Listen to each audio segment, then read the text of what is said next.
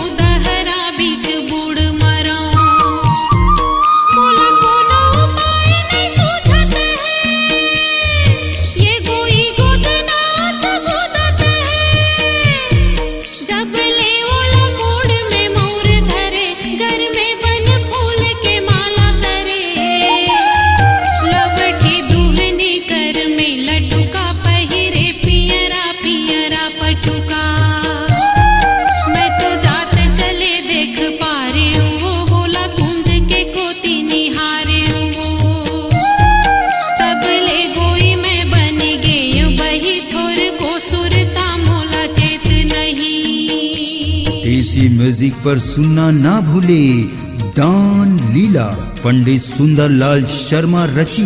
सुप्रसिद्ध कवि लक्ष्मण मस्तूरिया, छाया चंद्राकर और तीजन पटेल के स्वर में सुनना ना भूले दान लीला। रोज रोज चोरी कर जाथो, मूला नहीं जगात पटाथो। ठौका आज पकड़ मैं पायूं, जाते भाग तैसने आयूं। तुम लायाज जान तब दे हो, जब सब दिन के से तीले हो। रोज बिहनिया मथुरा जाथो, रात भयले गोकुल आथो। भल मानुष के बेटी हो के काम करत हो चोर पने के। दान लीला, लक्ष्मण मस्तूरिया, छाया चंद्राकर और तीजन पटेल के स्वर में सुनना ना भूले दान लीला। रौताइन सब सुन रिसाइन, कबले श्याम साव बन आइन। चोरी करत उमर सब मेले, भयो बड़े मोहन छोटेले। कौन आज ऐसन बोलत हो, चोटी कहीं हमला टोलत हो। चोर तुम्हारे एल्हे पेल्हे,